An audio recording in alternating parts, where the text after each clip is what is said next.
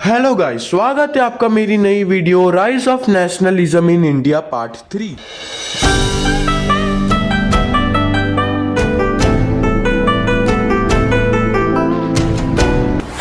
अब 1915 को महात्मा गांधी जो है वो इंडिया वापस आते हैं ताकि वो इंडिया की सिचुएशन को जो है अच्छे से समझ पाए।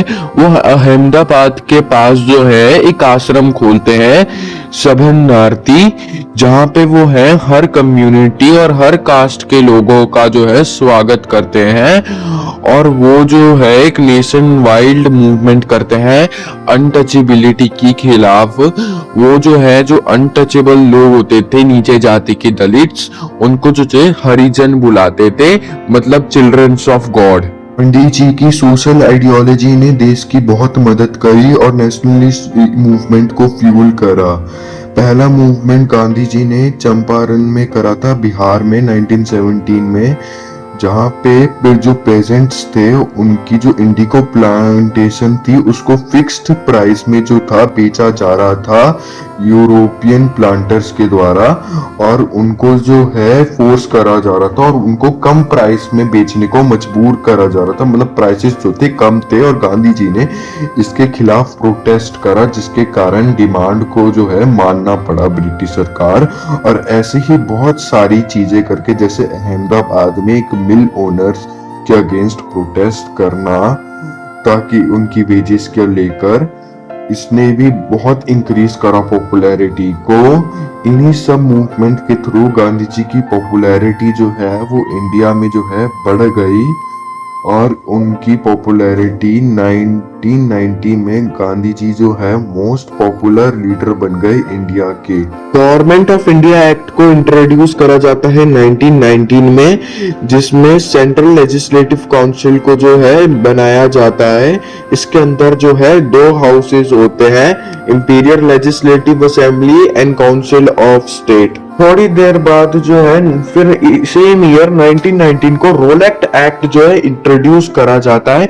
इसके अंदर गवर्नमेंट जो है वो किसी को भी अरेस्ट कर सकती है।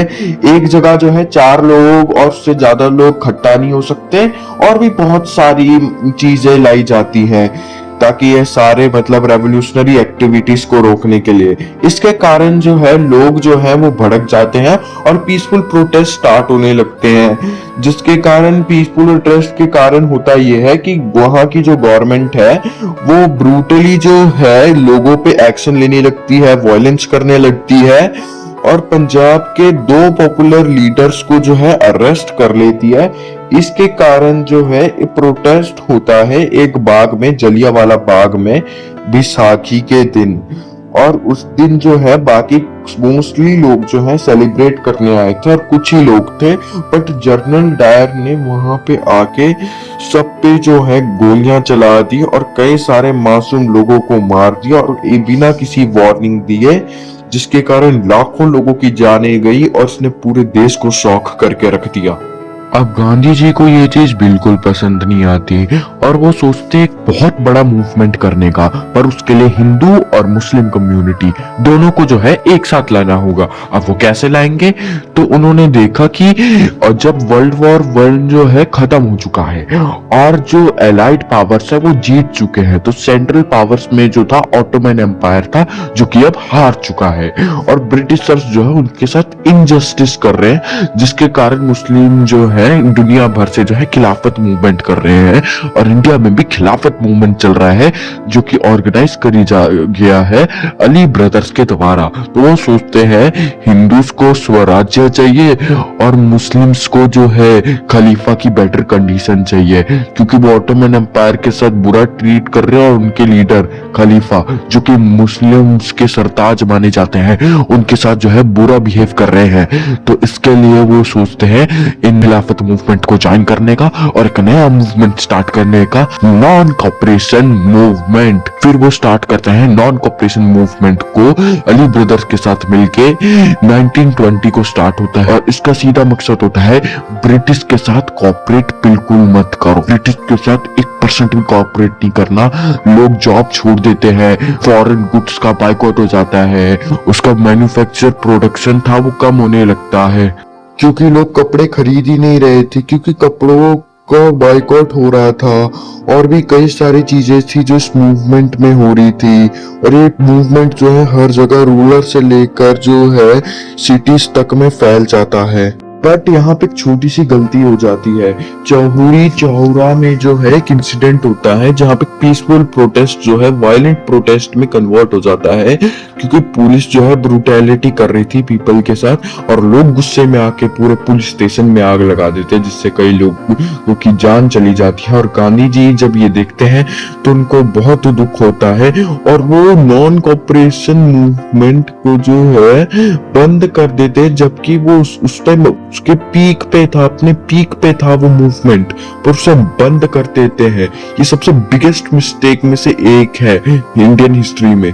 महात्मा गांधी एक चीज नोटिस करते हैं कि ब्रिटिशर्स ने सॉल्ट पे टैक्स लगा रखा है और सॉल्ट ही एक ऐसी चीज है जो पूरे देश को जो है यूनाइट करती है। इवन जो है कोई सॉल्ट प्रोड्यूस नहीं कर सकता खुद से, क्योंकि उसमें ब्रिटिश गवर्नमेंट ने बैन लगा रखा है।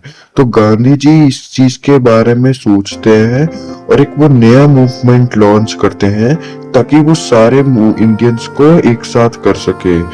और वो नया मूवमेंट का नाम रखते हैं डांडी मार्च। डांडी मार्च वो लॉन्च करते हैं और ये एक नए मूवमेंट की शुरुआत होती है, सिविल डिsobedience मूवमेंट की। ये मूवमेंट थोड़ा अलग था। नॉन कॉपरेशन मूवमेंट का जो गोल था कि ब्रिटिशर्स के साथ कोऑपरेट ना करना, वो इसी मूवमेंट में भी था। बट इसमें ये भी था कि ब्रिटिशर्स के सारे लॉ ब्रेक कर दो, जो भी लॉ है जिसके कारण ट्राइबल्स जो है वो ट्राइबल लॉस, फॉरेस्ट लॉस को ब्रेक करने लग गए। पीपल जो है सॉल्ट लॉ और कई सारे लॉस जो है ब्रेक करने लग गए। नॉन कॉपरेशन मूवमेंट के दौरान जो है कई सारे पीजेंट्स जो है वो रिवोल्ट करने लगे जमींदार के खिलाफ, और इसके साथ साथ जो है रेवोल्यूशनरी मूवमेंट बढ़ने लगा और रेडिकल फेस लेने लगा। जैसे हिंदुस्तान रिपब्लिकन एसोसिएशन की जो है फॉर्मेशन हुई, जो कि काम करता था कि ब्रिटिश को ओवरथ्रो करने की कोशिश कर रहा था, जिसका काम था ब्रिटिश को जो है एक वायलेंट अपराइजिंग से ओवरथ्रो करना ब्रिटिश गवर्नमेंट को और इंडिया को फ्री करना। तो वीडियो यहीं पे खत्म होती है। Tata, bye bye, good bye, sayonara.